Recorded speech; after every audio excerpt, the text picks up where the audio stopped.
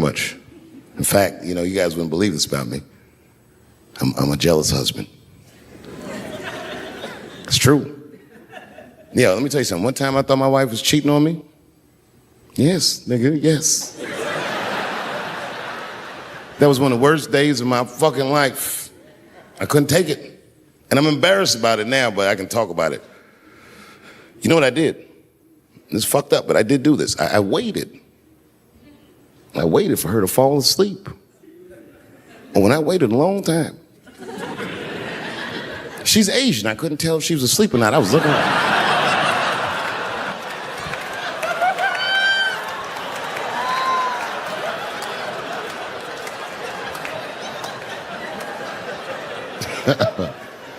And when I was sure she was asleep, you know what I did? I stole the iPhone, took it downstairs and started trying out passwords to see if I could open it. I couldn't figure out the password. Then I remembered it's iPhone. This shit has facial recognition. I was just like, oh. And that shit opened right up.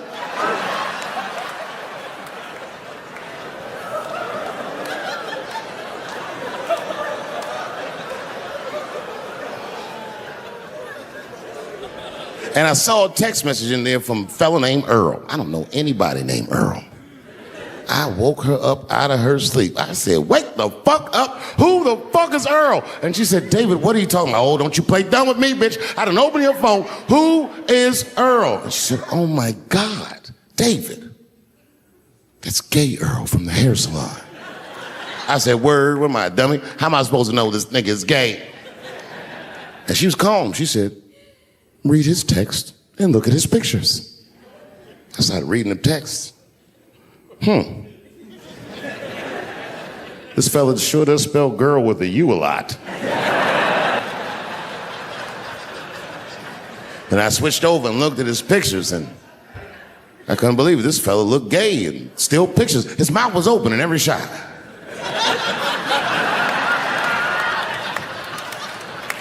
And then I knew she was telling the truth. And then I felt like dumb. I said, I'm sorry. I'm sorry. Okay, I'm sorry. Here, take your phone. I'm sorry, just go back to sleep. I am sorry. I guess I just been insecure because all this cheating I've been doing. Good night.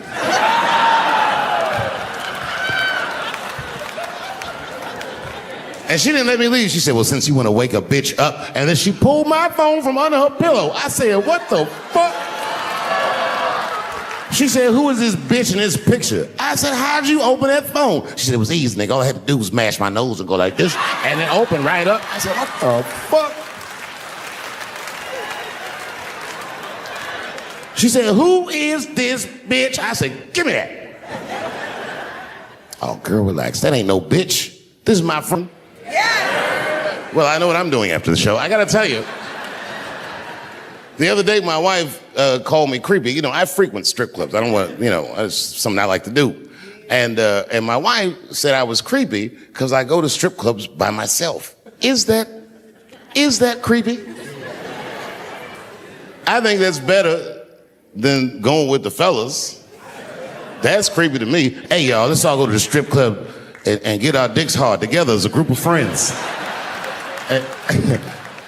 Drive home in a quiet car and not talk about any of the things we've seen or done. No, nigga, I go by myself. But my wife doesn't understand why I go to the strip club. It has nothing to do with sex, you understand? I need a pinch of sexual energy in a room to relax, but it's more about being out. I like the music. A few naked chicks in there, it just makes me feel good. But I'm not trying to socialize or meet anybody. Sometimes I go to the strip club and I bring a book. I do. And I sit right by the stage because the reading light is better.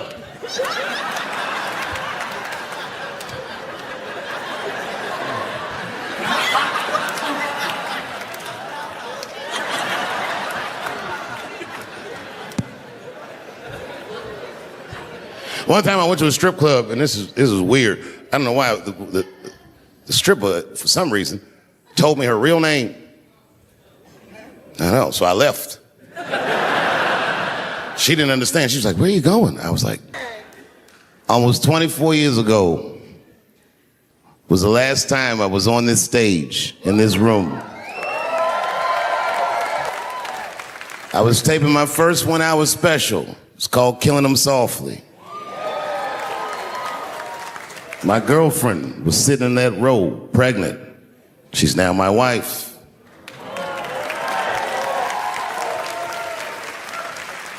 The baby that she was carrying, my first child, I smoke weed with that nigga now.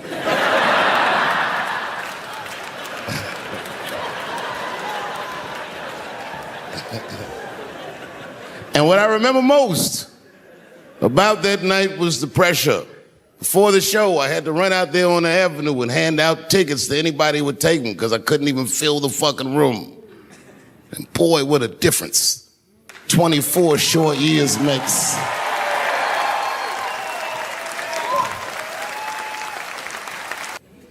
I was by myself and I opened the door and my wife was in there alone.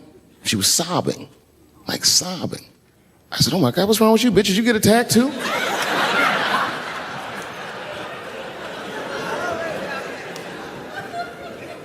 And she's crying. She said, oh my God, David. She said, if you had died tonight, me and the kids would have nothing.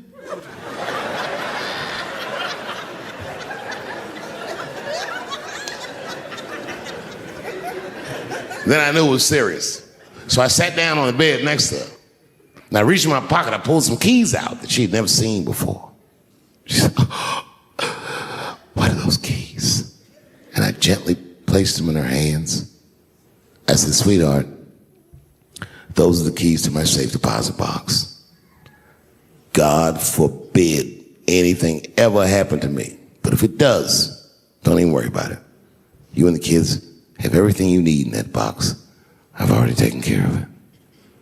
And she was looking at them keys, and I could see her mind realize what we were actually talking about. And then she just started crying harder. And to be honest with you, that made me cry a little bit too. And we hugged each other real tight.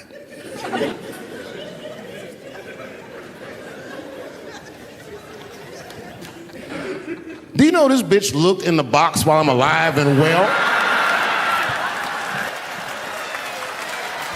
Who does that? Oh my God. And then she was mad at me. She said, God damn it, David, I opened that box. I said, you did? She said, yes, I did. And there was nothing in there.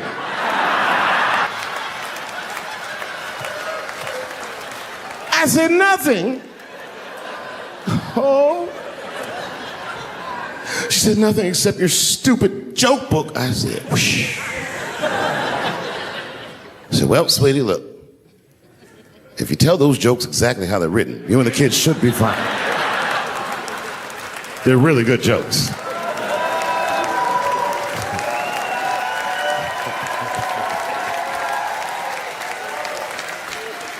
She's like, good jokes? What is this shit? Come join me in my watery grave. No, you gotta roll your throat. Join me in my watery grave. Job is fun. My job is a job. I'm fun. It's too dangerous, man. You know, all last year, I was touring with arguably one of the greatest, if not the greatest living comedian, Chris Rock. Me and him toured all year last year. And right before that tour started, Chris was involved in what we blacks might even consider a goddamn 9/11. Chris got slapped in the face at the Oscars by Will Smith, which was one of the craziest things I'd ever seen. In fact, if you watch it live on television like I did, when it happened, I thought it was fake. I did, and I wasn't sure, so you know what I did? I waited, because unlike you, I know Chris. I waited like 30, 40 minutes, as long as it would take him to get to another party. And I called him on FaceTime, and he picked up. As soon as he picked up, he said, you was the only nigga I'd answer the phone for. Apparently Obama and Oprah, everybody had called this nigga to see if everything was all right.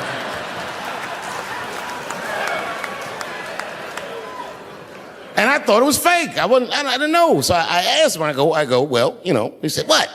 I said, well, did it hurt? And he said, yes, nigga, it hurt. And then I knew that it was real. And then, and only then, was I offended. And I wasn't just offended that he got slapped. That was only half of it. The real offensive part was that after they slapped him, this nigga Will just sat down and enjoyed the rest of his evening. It was crazy. It was And I toured them all year, but the night he taped his special, Chris was one of these guys that's crafty. You never know what he's gonna say until he really says it. So I went to see him tape his special. He taped it right up the street in Baltimore. Now, you guys are from DC, so you know about Baltimore. We all know that through the years, DC has been through some very, very tough times. Sadly, Baltimore is still in a very tough time. Not everybody in the world really can understand the depth of Baltimore. Baltimore is so desperate that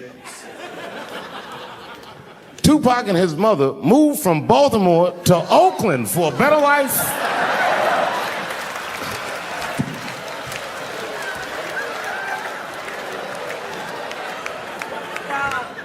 And Chris Rock went so hard in the paint, and I can't believe he did this, he shocked a Baltimore crowd. I didn't even know that was possible. I started doing comedy around here. Shocked them. And you know what he said that got him? He looked at the crowd, he walked out. I didn't expect him to say this. He looked at the crowd, it's all black, Baltimore black.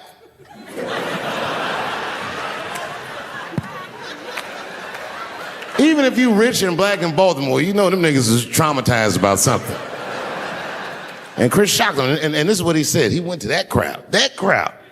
He said, I refuse to be a victim.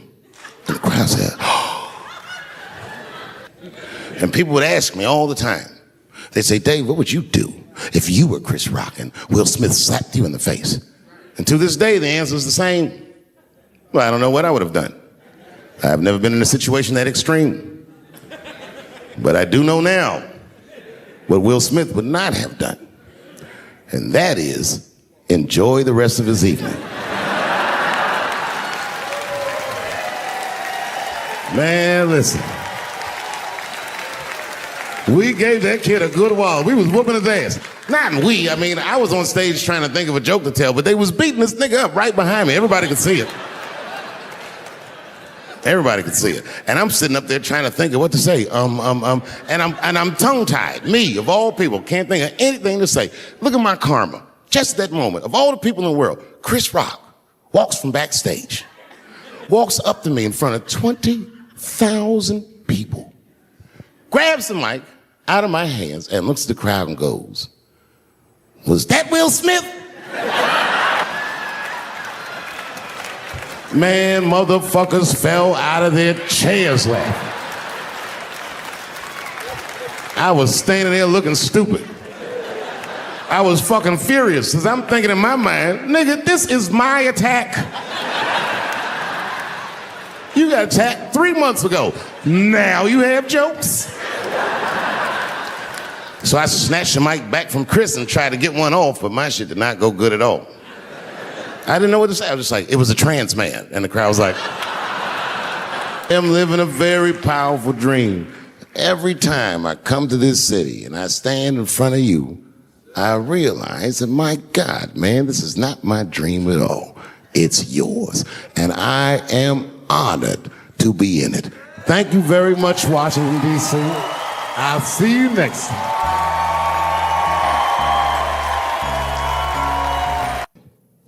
And I wasn't willing to accept that.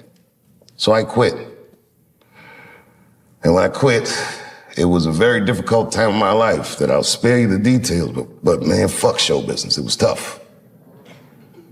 And then one day I was in Panama City, Panama, and I was at a hotel, and I looked at the lobby. There was a painting of Abraham Lincoln. I would look closer. It wasn't a painting. It was all pennies, just pennies on a black canvas arranged into the face of Abraham Lincoln. And I asked the guy, I said, how much is that painting worth? He said, $600,000, sir. And I looked at the pennies that made up the painting, and I was like, that's like $300 worth of pennies.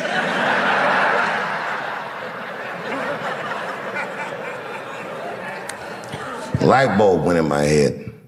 I realized the value of art. Some of the biggest wars and crimes and scandals in history were financed through the theft of art. Art is a powerful commodity. And artists, if you're good at it, should never behave as a commodity. That's a tough one.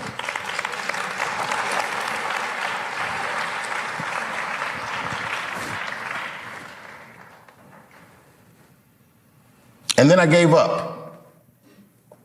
I said, this is probably it.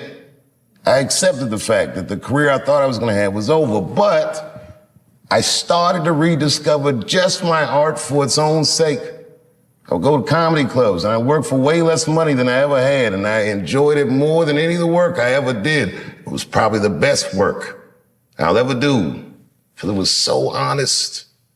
It was so sincere. There was no media. There was no studio. There was no scrutiny, just me and the crowds. And I did it night after night, and slowly but surely the crowds got bigger and bigger. And then suddenly people started to notice, and Polestar would say, Dave Chappelle has the tour of the year. And again, and then the year after that, and then the year after that. People kind of like me. Oh, this guy, he's pretty funny. Time magazine released an article about Bill Cosby. The headline said, 50 funny and filthy rich. And I read that article, and it was when I was looking at his face before all that disgrace that I looked and I said, I could do that. I told my father, and my father said, well, then just do it. That's why I wouldn't even know where to start. And he said, well, look in the phone book. It was before the internet, if you're young. We used to have a book with phone numbers in it.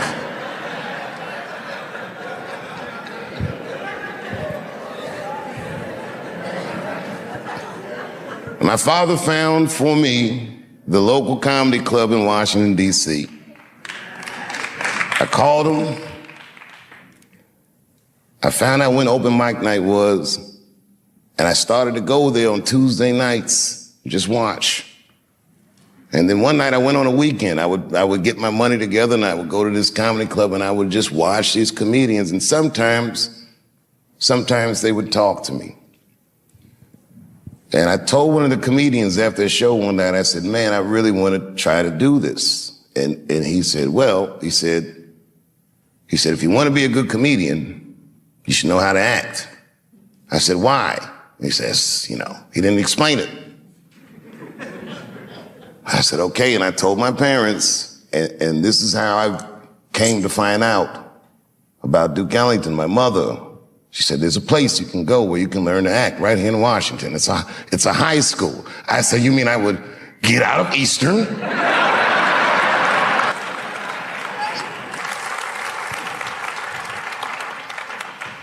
After I did Lorne Michaels, after I did Saturday Night Live, Lorne Michaels said something that I got to share with you. He goes, you went to Peggy Caford School, didn't you? That's what he said. And I said, I did. And he said, I want to say this Saturday Night Live. He goes, tell her I owe her money.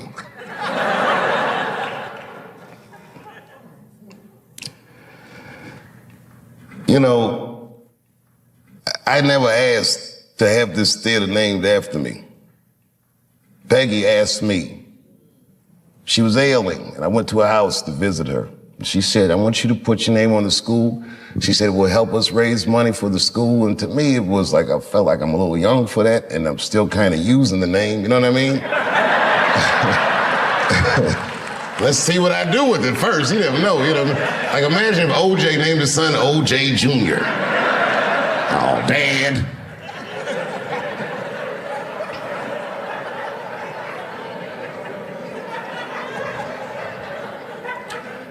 And around then, I was receiving the Mark Twain Prize, huge honor.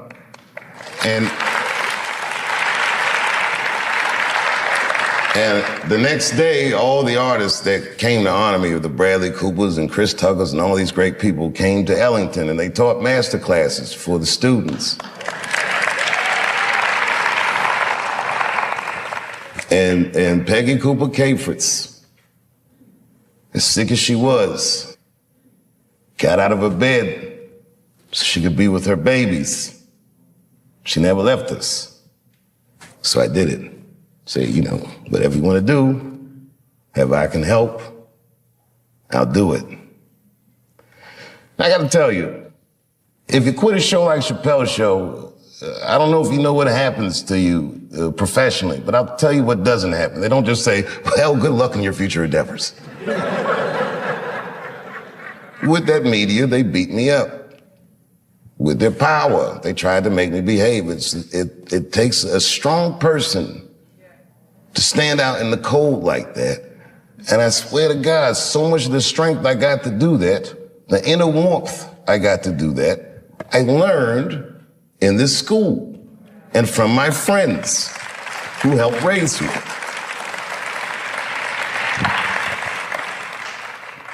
So why wouldn't I do anything I could to help my benefactor? And the last time I came back, after the closer, when the kids were mad at me, I gotta tell you, that was quite the day. All the kids were screaming and yelling. I remember I said to the kids, I go, well, okay, well, what do you guys think I did wrong? And a line formed.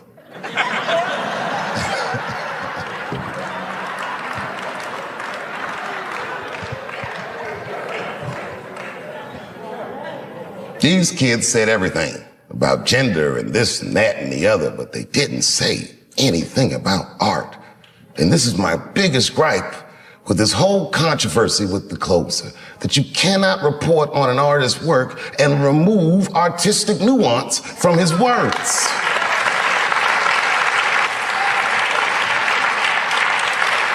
It would be like if you were reading a newspaper and they say, man, shot in the face by a 6-foot rabbit, expected to survive. You'd be like, oh my God. And they never tell you it's a Bugs Bunny cartoon.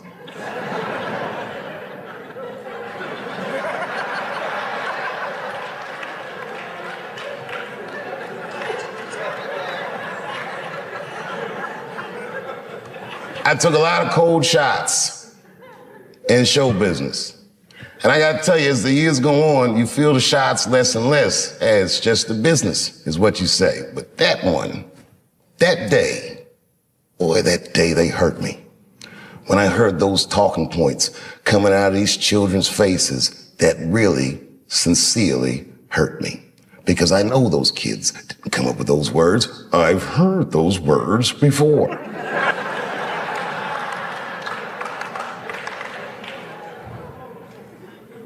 The more you say I can't say something, the more urgent it is for me to say it. And it has nothing to do with what you're saying I can't say. It has everything to do with my right, my freedom of artistic expression that is valuable to me, that is not separate from me. It's worth protecting for me, and it's worth protecting for everyone else who endeavors in our noble, noble professions. And these kids didn't understand that they were instruments of oppression. And I didn't get mad at them. They're kids, they're freshmen, they're not ready yet. They don't know.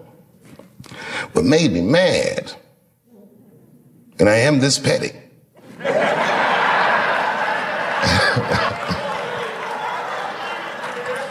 I ain't saying names. One of the kids' mother went on Fox News. And she used to be a student here.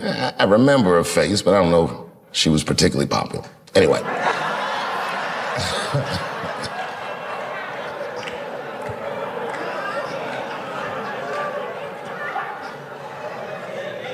She was in the literary media arts department. She said a lot of things that I didn't like, a lot of things, but, you know, that's her right. The things she said that got to me She said, at Duke Ellington, that theater was a sanctuary for students. I used to sit there and meditate. Well, of course you'd meditate. You were a literary media arts student. We didn't meditate in here, we got to work. But okay, fine. I would sit in there and meditate, she said.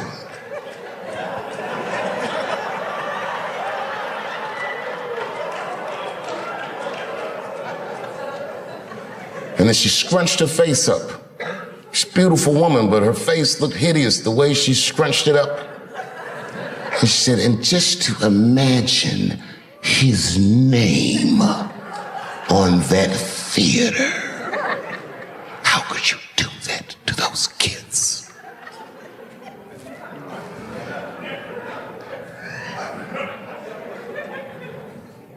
Listen. No matter what they said about the closer, it was still the most watched special in the world.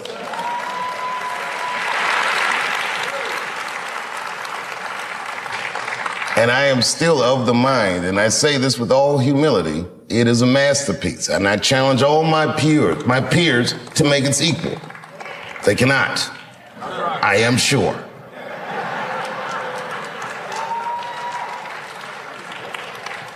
It will be decades before you ever see someone in my genre as proficient as me. I am maybe a once-in-a-lifetime talent. I am telling you the truth. Wait. Hold on. I just read this title. Dave Chappelle, the $600,000 penny lesson that changed my life. And I need a moment.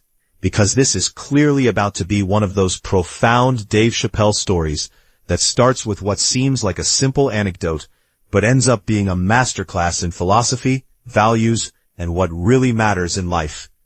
Because that's what Dave does.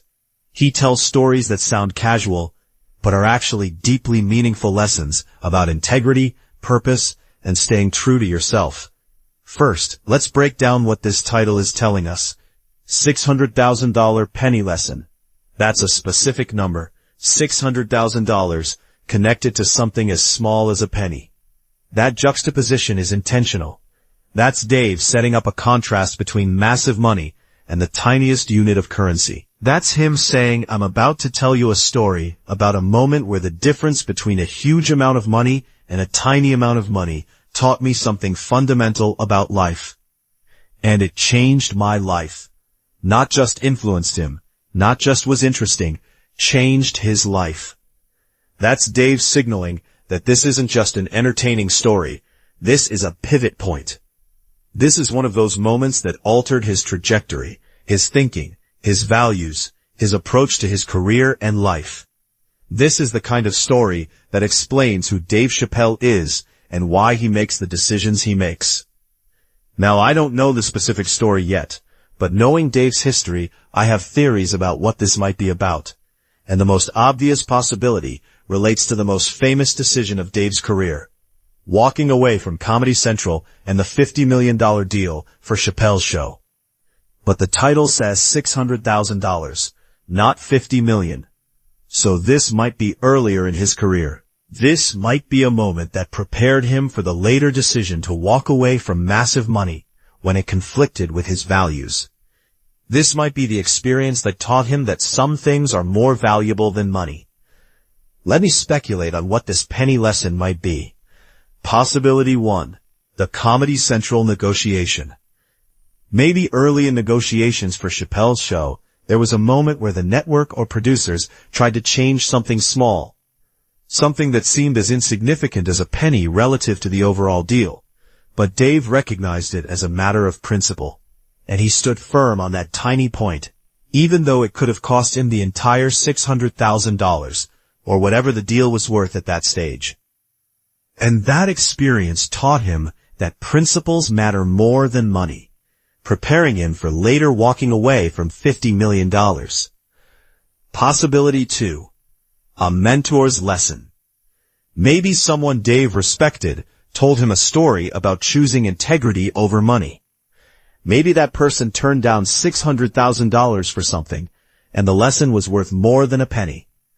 But the teaching was that sometimes you have to value something as small as your self-respect, a penny, over something as large as money.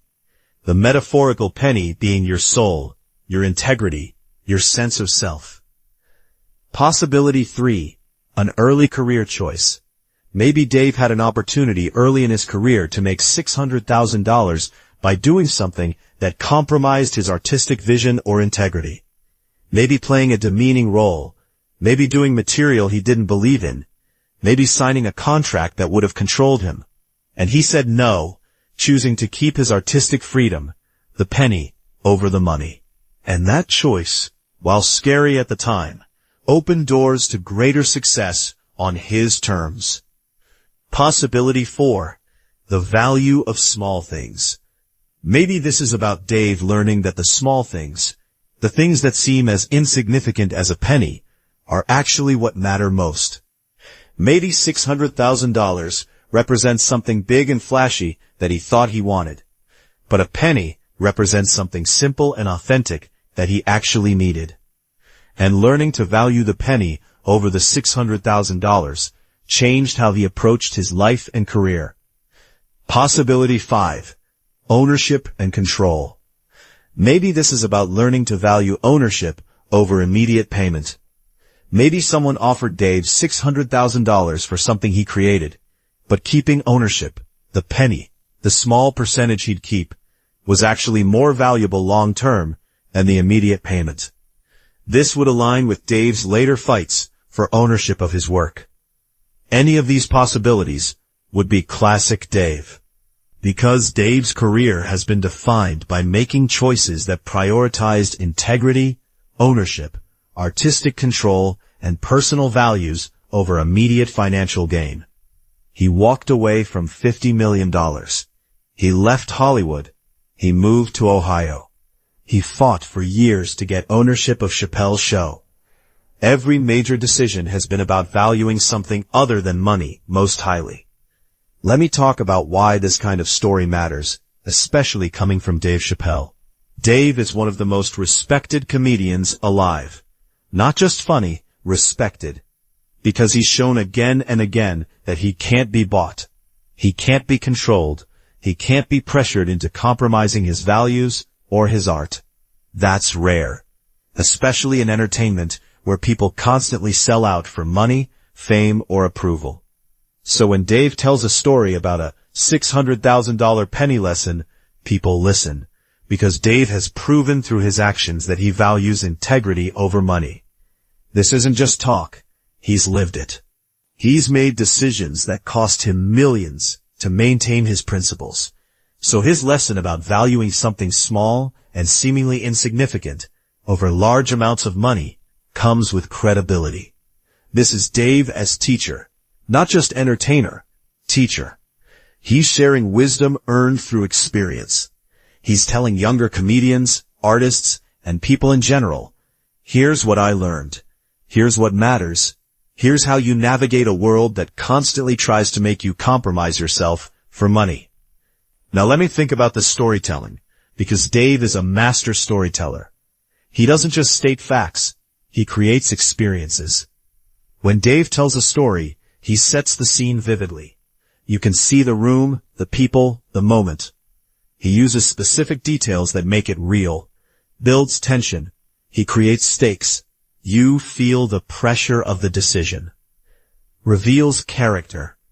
Through the story, you understand not just what happened, but who the people involved were and what motivated them. Uses humor. Even serious lessons are delivered with comedy, because that's Dave's medium. The humor makes the medicine go down easier. Delivers the lesson organically. He doesn't hit you over the head with the moral. He lets you discover it through the story. Makes it universal. Specific details, universal applications. His story becomes your story, becomes everyone's story. So when Dave tells this $600,000 penny lesson story, it's not going to be a dry recitation of facts. We're going to laugh. We're going to be surprised. We're going to have realizations. And we're going to walk away changed by what we heard. Let me talk about the timing of this lesson in Dave's life, because that matters too. If this happened early in his career, it was formative. It shaped everything that came after. It gave him the foundation to make later difficult decisions. It taught him who he was and what he valued before the stakes got really high. If this happened later, after some success, it might have been a correction. Maybe Dave had started to chase money or compromise, and this experience reminded him of what really mattered. Maybe it was a wake-up call that redirected his path. Either way, the fact that Dave identifies this as life-changing means it was a pivot point. His life could have gone one way, but because of this lesson it went another way. And given how Dave's life and career have unfolded, the success, the integrity, the respect, the impact, we can assume the direction this lesson pushed him was the right direction. Now let's talk about the broader cultural significance of this kind of story. We live in a culture that prioritizes money above almost everything else. Success is measured in dollars. Worth is measured in net worth. People sacrifice health, relationships, integrity, happiness, all for money. The message from every angle is, get the bag, secure the check, chase the money. And here comes Dave Chappelle saying, I learned a lesson that taught me something is more valuable than $600,000. That's countercultural. That's radical in our current moment. That's saying, actually, there are things that matter more than money, and I'm going to tell you about a time when I learned that lesson. Especially for young people who are being told constantly to monetize everything, to turn every hobby into a hustle, to value themselves based on their earning potential. Dave's story offers an alternative framework. Value yourself based on your integrity, your authenticity, your artistic vision, your peace of mind. I'm also thinking about how this relates to Dave's later decision to walk away from Comedy Central. That's the most famous example of Dave choosing principle over money. He walked away from $50 million because the environment had become toxic, because he felt the show was being misunderstood, because he needed to protect his mental health and artistic integrity. At the time, people thought he was crazy. $50 million. Are you insane? But Dave knew something they didn't. He'd already learned the lesson that some things are worth more than money. The $600,000 penny lesson had taught him that. So when the stakes got even higher, when it was $50 million instead of $600,000, he was prepared to make the hard choice because he'd already made it before in smaller form. That's how principles work. You don't suddenly develop integrity when the stakes are high. You develop it in small moments, in decisions that seem insignificant at the time. And then, when the big test comes, you're ready because you've been practicing. Let me talk about what I hope this lesson is about, because there are bad versions of this story too. Bad version. I was too proud to take a reasonable deal, and it cost me money I should have taken. Good version. I recognized that compromising my values for money would cost me something more valuable than the money, so I walked away. Bad version. I was stubborn about a small thing, and it taught me I should be more flexible. Good version. I stood firm on a principle that seemed small, but was actually foundational, and it taught me the importance of knowing your non-negotiables. Bad version. I learned money doesn't matter, and you should never care about being paid. Good version. I learned that money matters, but isn't the only thing that matters. Sometimes other values have to take priority. I'm betting Dave's lesson is one of the good versions, because Dave isn't anti-money. He's made millions. He's wealthy. He performs for massive fees. But he's shown that money is a tool, not a master. It's something you use to build the life you want, not something you sacrifice everything else to obtain. Now I'm thinking about the audience for this story. Who is Dave telling this to? Young comedians. Learn that artistic integrity matters more than getting paid immediately. Build a career on your terms. Artists in any field, don't compromise your vision for money. The right opportunities will come when you stay true to yourself. Business people, understand that reputation, relationships, and integrity have value beyond their monetary worth. Regular people. You don't have to chase money at the expense of everything else. There are other measures of success and other sources of fulfillment. This is Dave using his platform to teach. Not just to entertain, though he'll do that too, but to pass on wisdom. To help people avoid mistakes. To give them framework for making difficult decisions. To show them through example that it's possible to succeed without selling your soul. Let me also address the potential criticism of this kind of story. Easy for him to say now that he's rich. Fair point. But the lesson happened before he was rich, presumably. It was a decision made when $600,000 actually mattered. Not everyone can afford to turn down money. Also true. But the lesson isn't never take money. It's know what you're willing to sacrifice for money and what you're not. This is individualistic advice that ignores systemic issues. But personal integrity and systemic critique aren't mutually exclusive. You can fight the system and maintain personal values. It's privilege to prioritize integrity over money, sometimes. But Dave came from working-class background. He understands hustle and necessity. His lesson is presumably more nuanced than money doesn't matter. These criticisms are worth considering, and if Dave is thorough in his storytelling, he probably addresses some of them. Alright, I'm about to watch this video, and I need to know, what exactly is the $600,000 penny lesson? When in Dave's career did this happen? Who else was involved?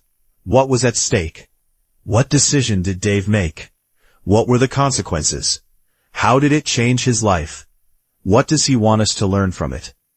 This is Dave Chappelle at his best, using personal story to teach universal lessons, combining comedy with philosophy, making us laugh while making us think about what we value and why, showing us through example that integrity, authenticity, and artistic control are worth fighting for, even when it costs you money. I'm ready to learn this lesson. Let's hear what Dave has to teach us about the relationship between money and values, about what really matters, about how to navigate a world that constantly pressures you to compromise.